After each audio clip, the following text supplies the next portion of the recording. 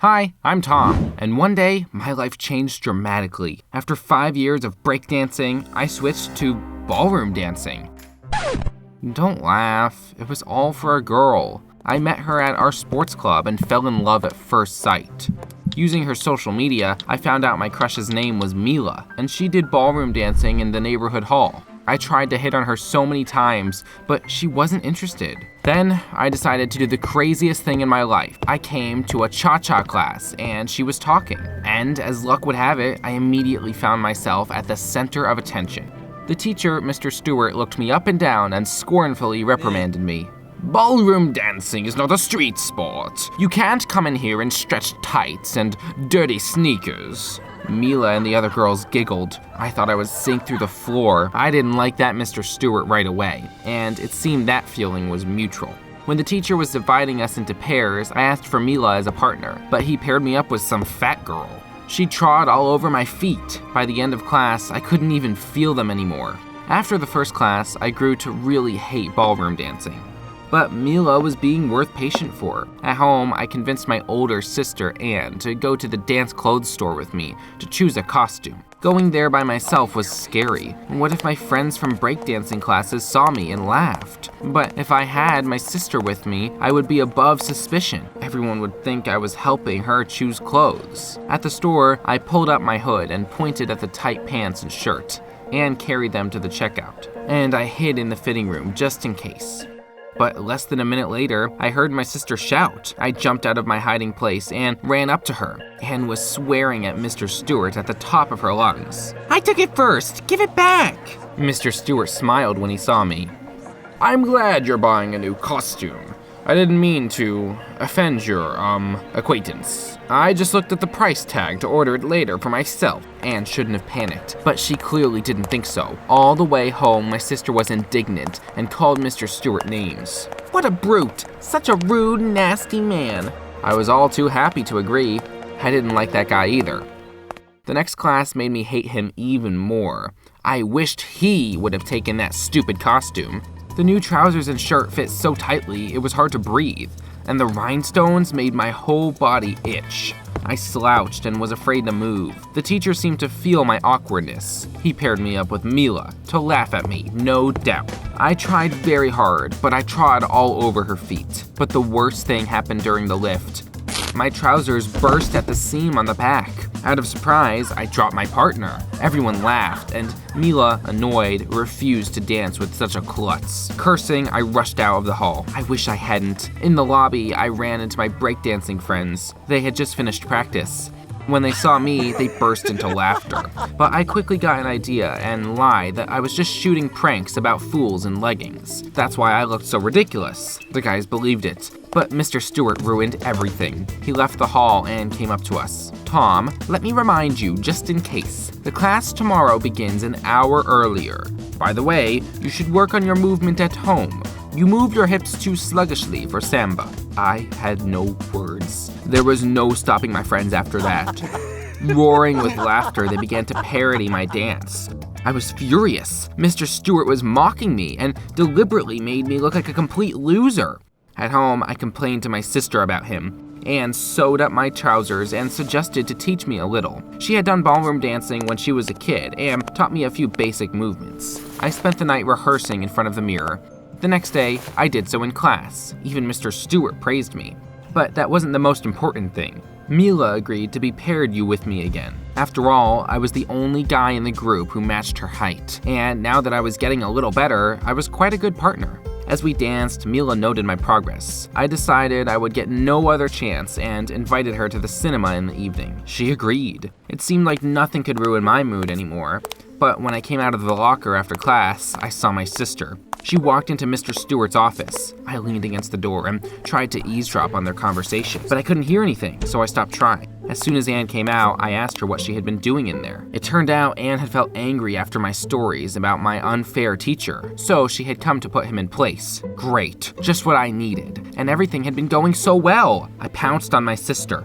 Stop treating me like a little kid. Quit meddling in my life. Anne got upset and didn't want to talk all the way home. But I had other things to worry about. I chose a horror movie, bought tickets, and ordered flower delivery. In the evening, I was already sitting in the cinema and hugging Mila, so I completely forgot about my sister. But that didn't last long. During a scary moment, someone screamed. I turned around and saw Anne in the back row. Had she followed me there? That was going too far. I sat down next to my sister and told her everything I thought about her, but she just twirled her finger at her temple. I'm here with a guy. He went out to get us some popcorn. Yeah, sure, like I'd believed that. I left that liar alone and went back to Mila. After a while, I looked back and saw that my sister really was with some dude. It turned out that Anne hadn't been lying, and I shouldn't have accused her. I spent the rest of the movie trying to see her boyfriend's face, but as luck would have it, the horror movie turned out to be very dark, and I couldn't make out anything. We didn't manage to talk after the movie. The couple left quickly. When I got home, the first thing I did was apologize to my sister. After she forgave me, I suggested we invite her boyfriend over. But for some reason, she tensed up and tried to change the topic. It seemed strange to me. The next day at school, I couldn't stop thinking about what my sister was hiding. The last class was canceled. I hurried home to talk to Anne again before she left for work at a nail salon. I heard her laughing in the living room. She was watching TV on the couch. I remember how she screamed in fear in the cinema and decided to prank her. I crawled up to the sofa, made a scary face, and rose to spook her. But I was in for an unpleasant surprise. Anne was kissing Mr. Stewart, the awful teacher who consistently humiliated me. Now it was clear why my sister had come to his office. There was only one thing that kept me from ruining the evening for the couple. If I confronted them, it would have been much harder to break them up. I crawled into my room and tried to think of what to do. By nightfall, my insidious plan was ready. I decided to frame the teacher I hated so that my sister would dump him herself. That way, no one would blame me for sure. The next day, I took a bright lipstick and used it to write a romantic note in someone else's handwriting. After the class, I sneaked into the teacher's office. I wanted to get lipstick all over Mr. Stewart's shirt and put a note in his pocket. And in the evening, I would tell my sister about some girl my teacher was seeing after classes. But I didn't have time to do anything. Footsteps sounded outside the door. My heart was pounding like mad. The only thing that came to my mind to do was to hide behind a hanger with costumes. Mr. Stewart came in, followed by Mila. She took a leotard out of her bag, held it against herself, and asked, I'll wear this tonight. Do you think it'll do? Mr. Stewart nodded approvingly. Mila kissed him on the cheek. Well, cheer up. You know what it's all for. As soon as they both left, I climbed out through the window.